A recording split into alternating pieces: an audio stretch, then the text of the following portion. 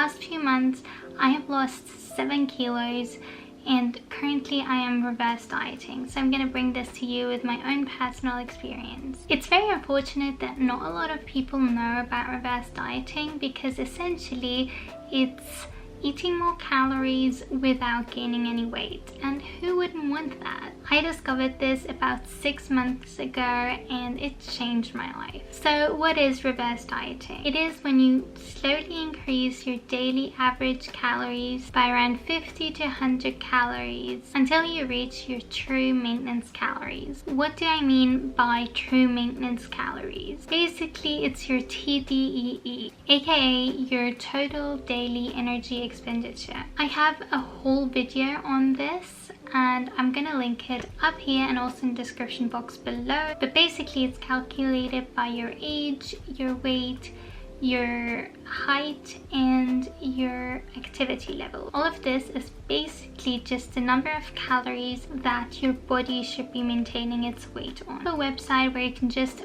put in all of your data and it calculates it for you, so I'm going to link that in the description box as well. But the true maintenance number usually isn't the amount of calories your body is maintaining its weight on. Instead, a lot of people are maintaining on a lot fewer calories. This is typically due to prolonged dieting, which slows down the metabolism, meaning that your basal metabolic rate is a lot lower, which is basically the number of calories your body needs to sustain itself at rest. And this is basically what causes your body to learn how to survive on fewer calories and not lose weight, not gain weight, but just stay the same on a fewer number of calories. For example, I didn't really know how many calories I was eating at the time, but when I started my journey with losing weight, and right now I'm reverse dieting, I calculated my maintenance and it was at around 2,200 calories, and I didn't think that was true. I thought there must have been some kind of mistake because I would never have thought that I would be able to eat this much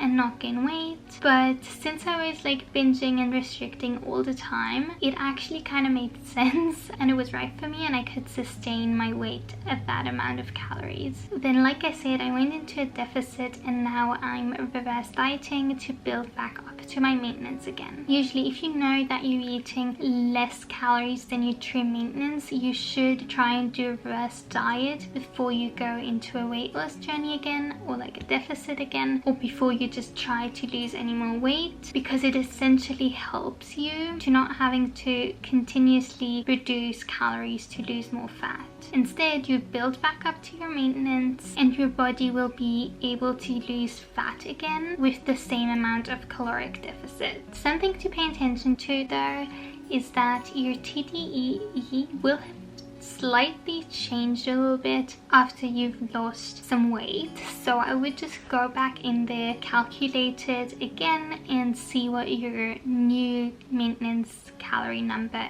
is. It's not gonna be as big of a difference if I'm being completely honest, but I would still check if I was you, just if there was like a drastic change and you like would know about it if you calculate it. I was honestly a bit scared of reverse dieting out of fear of just regaining the weight that I had previously lost, but I actually discovered that a lot of people only gain minimal weight, if any, during this reverse diet, and I have actually been losing weight still and increasing my calories, so that's a possibility as well. I just wanted to put it out there. Everybody's different, but everything can happen and you're not really going to gain as much weight. You can just take it slower if you see any of that.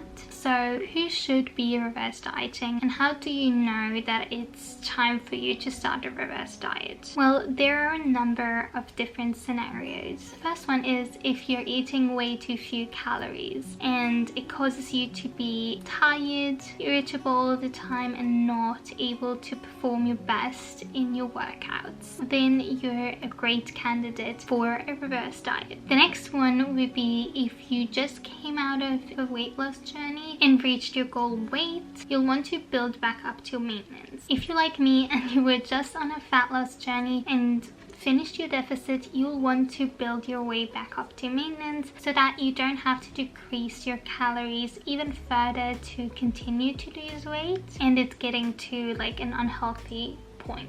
You have to do this even though you have not reached your goal weight yet, because otherwise there's going to be a weight loss plateau, or you're going to be eating too few calories to sustain this, and then you might be going back, spiraling and gaining all the way back. So this is what is actually helping me a lot.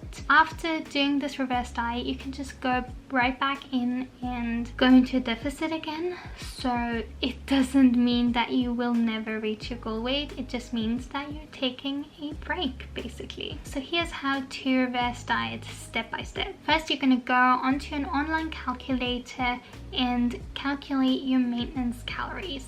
Like I said, it's linked in the description box below. Then you're going to find out the daily average amount of calories that you've been consuming, and you're going to add between 50 to 100 calories onto that each week. How do you determine the number of calories that you're going to add onto your daily average calories each week? Like, how do you determine if it's going to be 50 or 100 or even 150 calories? Well, it depends on a few factors. How low your current maintenance is, how tolerable you are to potential weight gain, and I'm saying potential because it really is not set in stone, and how patient you are with the process. So if you want to take it slow and definitely not gain any weight, then I would suggest that you start adding 50 calories to your daily average calories each week. If you're very far from your maintenance and you don't mind potentially gaining a bit of weight, and like I said before, potentially because it varies person to person, then you might want to add 100 to 150 calories and see how you feel. So when do you actually stop increasing your calories? Typically you want to stop increasing your calories once you've reached your true maintenance calorie goal. But if you find that you have not gained any weight and you want to continue to eat more, feel free to continue increasing slowly. And if you find that you've increased to a certain point and you're starting to gain a little bit of weight and you don't want that, just stop there. Like I said, I'm currently still on my reverse dieting journey, but as soon as I get back to my true maintenance, I'll stay there for about 4 to 6 weeks or even a bit more, so that my body gets used to that before going back into deficit again to lose a little bit more weight. I have a lot more videos on this topic, on my weight loss and all of that, so I'm going to link the playlist in the description box below, and I really hope that I see you in my next video. Bye!